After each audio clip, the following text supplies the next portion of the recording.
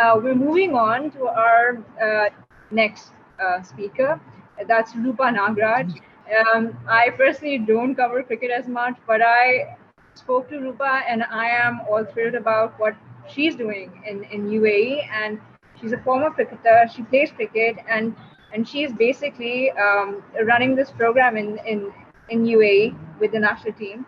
And she's a level 3 certified professional tennis coach.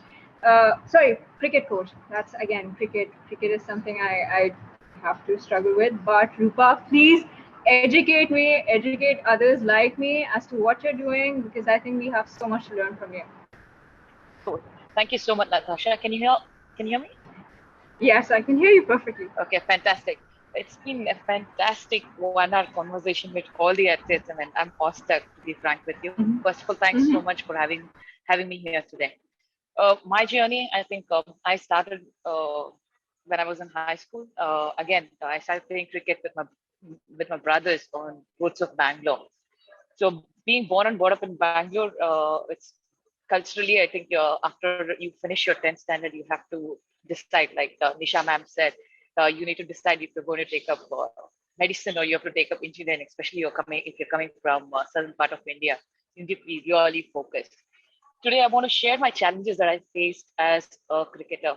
Firstly, apart from participation, apart from the support from the family, apart from the funds and stuff, the challenges I want to talk is in the career.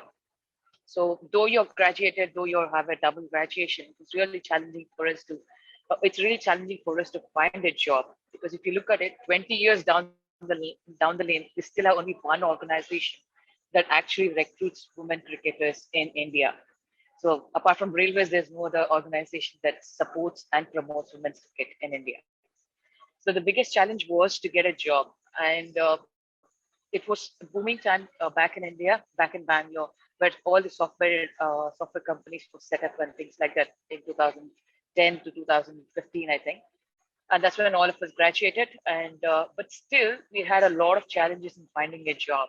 Okay, so after you find a job, number one is the number of roles that is allocated to the women. When you go in for the interview, most of the job or most of the positions were actually decided that, oh no, this is for the male and not no female should be recruited for this position. It was really sad to know, though you are ambitious, though you are competitive, though you know that you're better. That is one thing that I think all female athletes or being a woman, we really find a bias in the opportunity that we get. And secondly, the challenge that I've equal pay. I mean, it still makes you wonder, why is it so challenging for us to stand up for ourselves?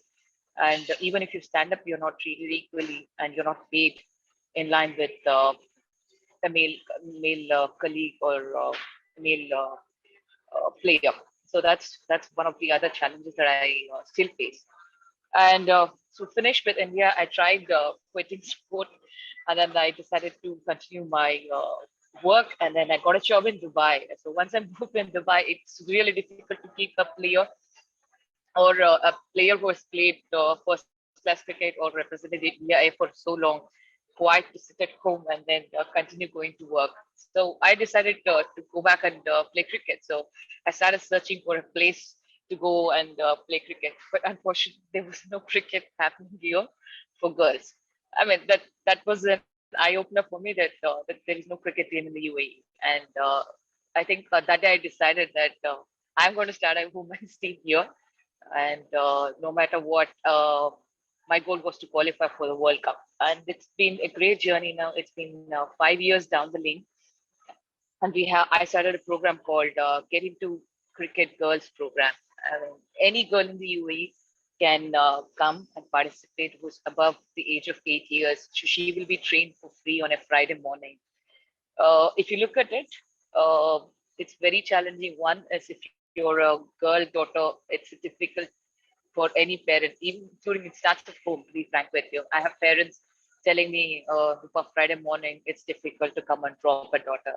So it's if it's a son, it's absolutely fine. They can get up. So I've made sure that we have different sessions happening across UAE, wherein any girl in the UAE can come and participate for free. And we have around 150 girls who are actually playing cricket, and we have played 2 World Cup qualifiers. I think that is the biggest win of all the battles. Now, I would like to say just 3 things. I mean, I want all women to speak up, stand for themselves, and then if they are right, I think they should take up and work for the leadership roles, and that's the only way that sport for women will change anywhere. Uh, that's it. I mean, that's my story here in the UAE.